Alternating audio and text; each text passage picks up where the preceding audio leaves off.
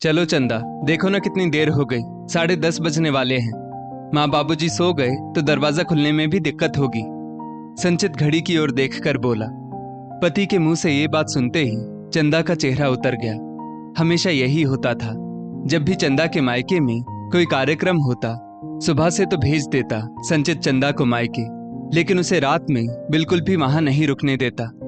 बड़ा परिवार, चाचा ताऊ, सबके बेटे बेटियां और खुद की भी दोनों बहनें सब इकट्ठा होते, और साथ ही साथ 5-6 भाभियां भी।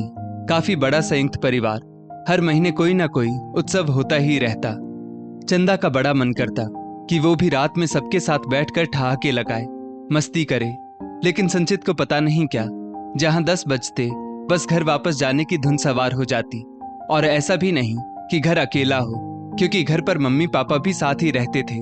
और कुछ नहीं, बस सिर्फ एक जिद थी। माँ सुलोचना जी समझाती भी थी संचित को कि वैसे ना छोड़ो मायके में चंदा को, लेकिन जब वहां कामकाज हो तब तो छोड़ दो। आखिर चंदा का भी दिल करता होगा सबसे बोलने बतियाने का। दिन तो काम की आपाधापी में गुजर जाता है, रात को ही व्यक्ति फुर्सत से बोलता बतियाता है। मायके से आने के बाद चंदा का उदास चेहरा सुलोचना जी को बिल्कुल भी नहीं सुहाता। आखिर वो भी एक महिला थी, और किसी महिला के मन में उसके मायके के प्रति क्या भावनाएं होती है, ये वो बहुत अच्छी तरह से समझ सकती थी। बहुत दुखी मन से उठी चंदा। मायका और ससुराल एक ही शहर में होने का बस यही दुष्परिणाम है कि मायके में रुक ना सको। चंदा की आंखों में आंसू छलछलाए। भाभी, मम्मी, बहनों, भाइयों सबने रुकने के लिए कहा, लेकिन संचित राजी ही नहीं हुआ। रुआंसी हो उठी चंदा। आखिर उससे सिर्फ 1 साल छोटी उसकी चचेरी बहन की शादी है, तब तो छोड़ दो। अरे क्या करोगी रात में रुककर, सिर्फ बातें ही तो करनी है, सुबह जल्दी भेज दूंगा, संचित ने कहा।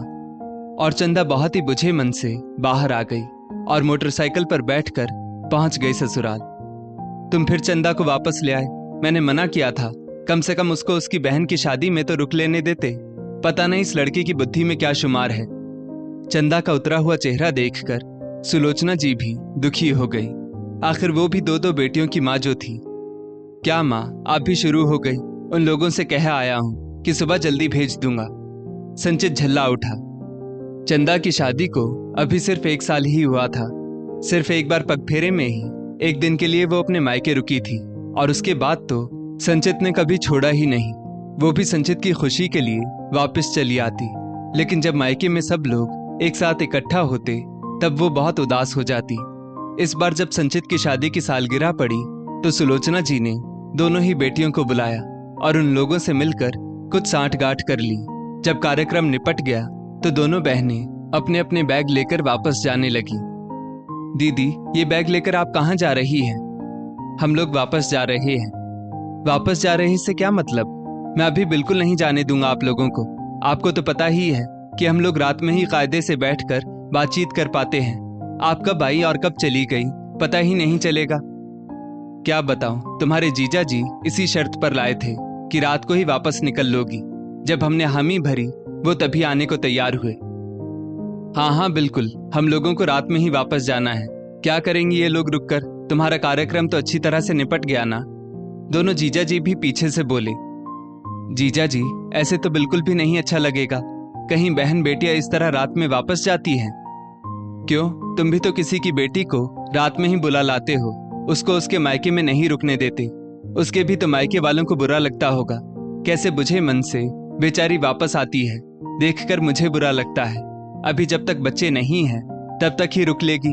एक बार जब जिम्मेदारियों का बोझ पड़ जाएगा तब वो खुद ही नहीं रुकेगी। जब माँ सुलोचना जी ने देखा कि लोहा गर्म है, उन्होंने तुरंत वार कर दिया। अचानक संचित के दिमाग में कुछ छनाक सा हुआ।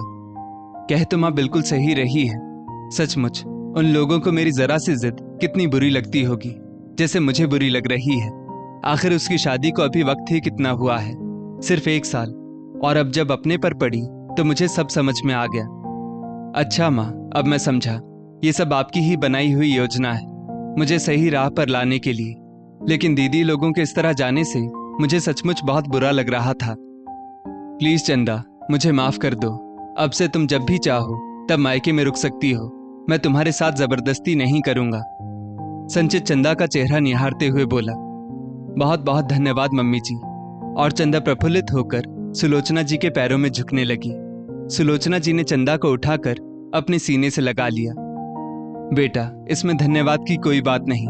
आखिर मैं भी दो बेटियों के साथ साथ अब तुम्हारी भी माँ हूं, और बहू के मन की भावनाएं एक सास नहीं समझेगी तो कौन समझेगा।